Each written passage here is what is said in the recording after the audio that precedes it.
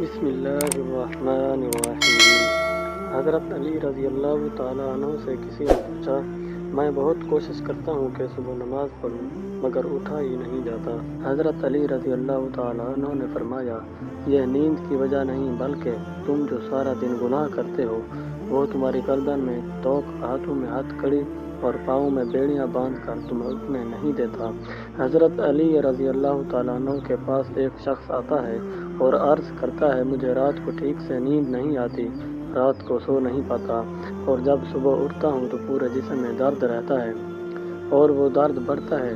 جب وہ اپنا درد حضرت علی رضی اللہ تعالیٰ عنہ کو بیان کر چکا تو آپ رضی اللہ تعالیٰ عنہ نے اس شخص سے فرمایا کہ اے شخص، رات کو پانی پیتے ہو تو پانی پینا بند کر دو، کیونکہ ایسا کرنا صحت کے لیے انتہائی نامناسب ہے اور رات کو پانی پینے سے جسم میں ایسا درد شروع ہو جاتا ہے، اگر اللہ پاک اسے شفا دینا چاہیں تو دے سکتے ہیں ورنہ اس کا علاج ناممکن ہے۔ اگر سہولت ہو تو دوپہر کے وقت آرام ضرور کریں، یہ سنت ہے اور اس سے فجر میں اٹھنے میں بڑی مدد ملتی ہے۔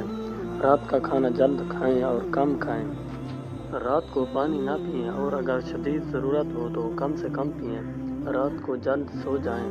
رات کو سونے کے مسنون اعمال کر کے سوئیں، کسی سے صبح اٹھانے کے لیے کہہ کر سوئیں، الارم لگا کر سوئیں اور الارم کو اتنا دور رکھیں کہ اسے بند کرنے کے لیے چل کر جانا پڑے۔ جیسے ہی آنکھ کھلے تو دونوں ہاتھوں سے چہرے کو دیر تک اچھی طرح ملیں، یہ عمل موافق سنت ہے۔ نیند سے بیداری پر ہمت کر کے فوراً اٹھ کھڑے ہوں۔